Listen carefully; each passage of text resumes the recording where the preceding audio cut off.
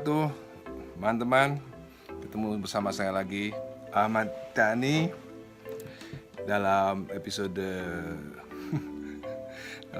konspirasi. Ya. Terus terang, jika itu tidak menyangkut agama, saya sendiri adalah orang yang cukup percaya bahwa COVID-19 ini adalah bagian daripada konspirasi dunia.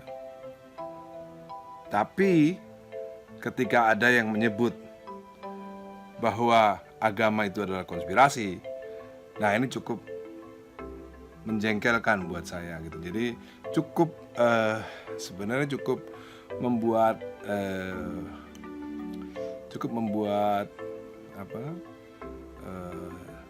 darah panas ya. Karena saya masih muda, teman-teman. Jadi wajar kalau masih mempunyai darah yang panas ya. Karena buat saya nomor satu nih teman-teman ya. Buat saya agama itu nggak boleh dibuat main-main. Sebenarnya bukan buat saya sih, sebenarnya kalau di agama saya, agama Islam, itu agama itu tidak untuk dibuat main-main. Jadi agama itu sesuatu yang serius. Maka dari itu para pendiri bangsa kita, our founding father, itu menempatkan sila pertama adalah ketuhanan yang Maha Esa. Kenapa enggak nomor 5 misalnya? Karena apa? Ya karena memang agama itu sebuah atau sesuatu yang sakral gitu. Karena pendiri republik ini, ingat, pendiri republik ini itu hampir sebagian besar adalah Muslim dan sebagian besar juga ulama. Artinya mereka yang mengerti dan paham agama gitu. Jadi maka dari itu sila pertama adalah ketuhanan yang Maha Esa. Jadi jangan coba sekali-kali bermain-main dengan agama. Saya mau menceritakan sesuatu kisah yang cukup sahih. Ya, kisah yang cukup sahih dari sebuah hadis tentang bagaimana Sayyidina Ali radhiyallahu anhu yang cukup berdarah panas juga dalam mensikapi orang-orang yang meremehkan atau membuat agama ini bermain. Ada sebuah kisah ketika Nabi Muhammad pasca Isra Mi'raj. Ketika itu ada yang percaya, ya, ada yang tidak percaya, ada yang nyinyir bahkan. Salah satu ada seorang Yahudi yang nyinyir. Dia bertemu Nabi Muhammad SAW dan berkata, "Hei Muhammad, katanya kamu habis Isra Mi'raj, katanya kamu habis terbang dari Masjidil Haram ke Masjidil Aqsa dalam hitungan detik. Katanya kamu habis terbang dari Masjidil Aqsa ke Sidratul Muntaha, katanya kamu ketemu Allah, ketemu Tuhan katanya. Sekarang saya mau bukti," kata si Yahudi itu. "Coba angkat kaki kirimu." Nabi Muhammad dengan tenang mengangkat kaki kirinya. Lalu Nabi Muhammad disuruh lagi sama oleh Yahudi. "Oke, kaki kirimu sudah diangkat. Sekarang angkat kaki kananmu." Nabi Muhammad pun mengangkat kaki kanannya dan terjatuh. Lalu si Yahudi itu tertawa terbahak-bahak. "Wah, katanya bisa time travel. Katanya bisa pakai pesawat dengan kecepatan cahaya. Orang ngangkat kaki aja jatuh," katanya. "Mana penjelasanmu?" Nabi Muhammad dengan santun berkata, "Aku tidak bisa menjelaskan, biar Ali yang menjelaskan." Maksudnya Sayyidina Ali radhiyallahu anhu. Lalu orang Yahudi itu datang kepada Sayyidina Ali radhiyallahu anhu.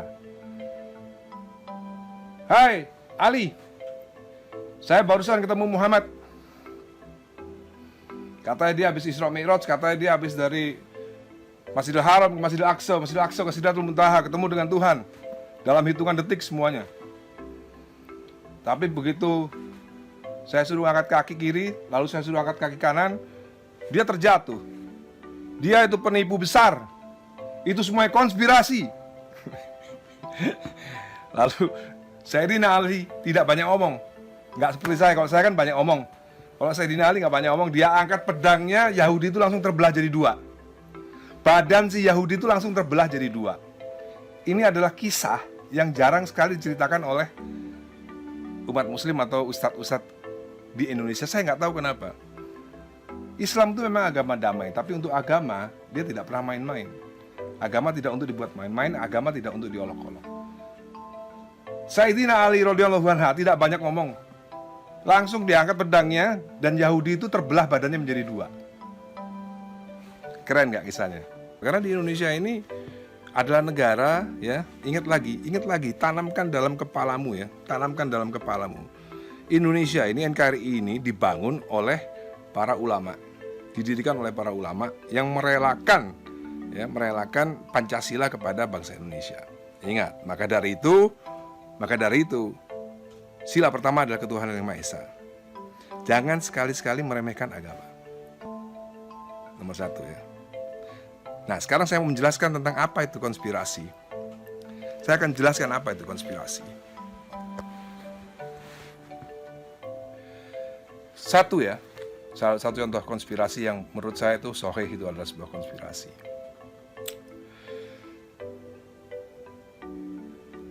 Ketika Twin Tower dibom,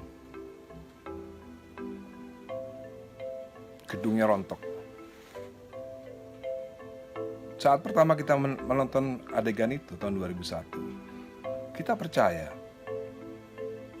Media internasional menceritakan bahwa itu adalah dilakukan oleh teroris Muslim, teroris Islam.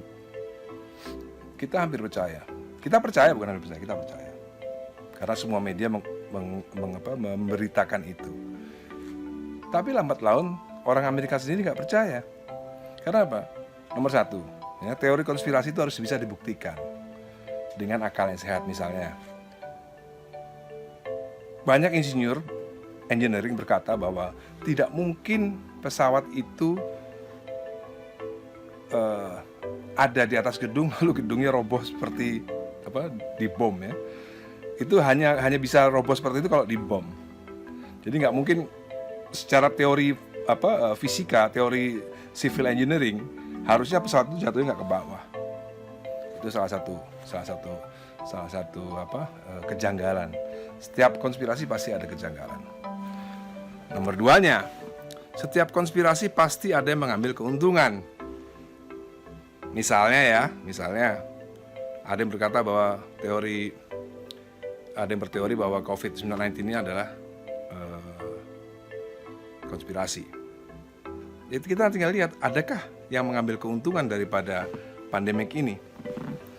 Jika ada yang mengambil keuntungan daripada pandemik ini, maka dari itu patut dicurigai bahwa ini adalah konspirasi. Gitu. Jadi cara berpikirnya harus seperti itu. Siapa lagi yang mengambil keuntungan daripada Twin Tower dibom? Tentunya para pedagang senjata, mafia senjata. Kenapa?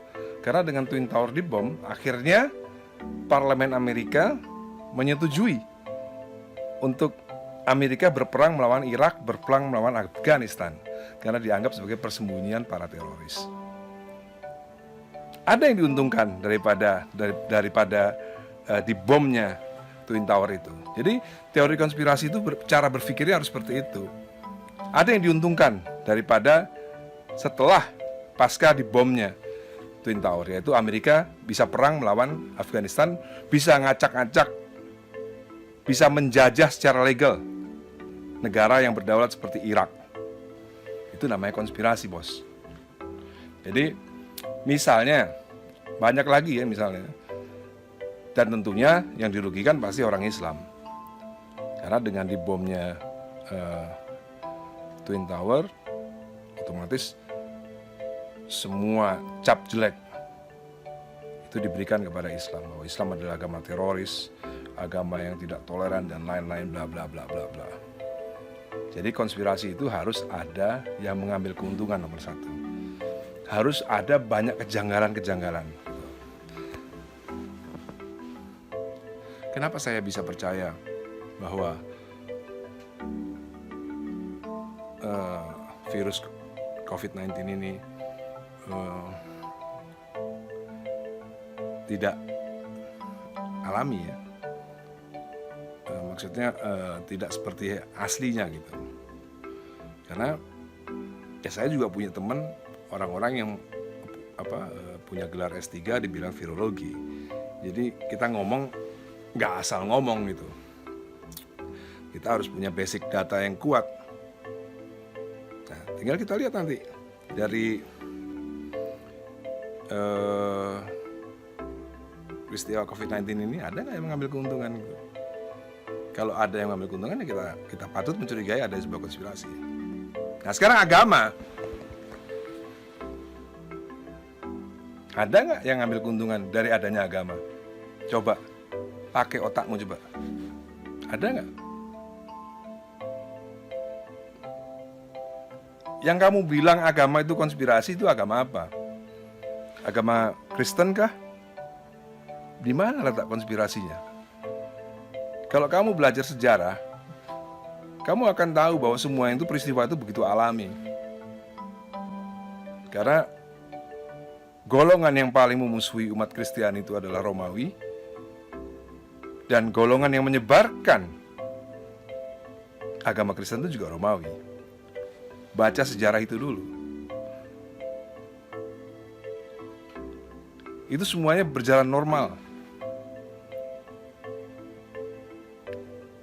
Karena apa?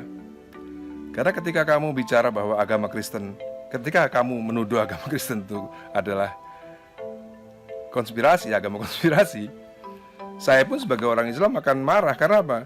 Karena agama Kristen itu diakui oleh Islam. Agama Yahudi itu diakui oleh Islam. Agama Kristen itu diakui oleh Al-Quran. Agama Yahudi juga diakui oleh Al-Quran. Paham ya? Udah, diam.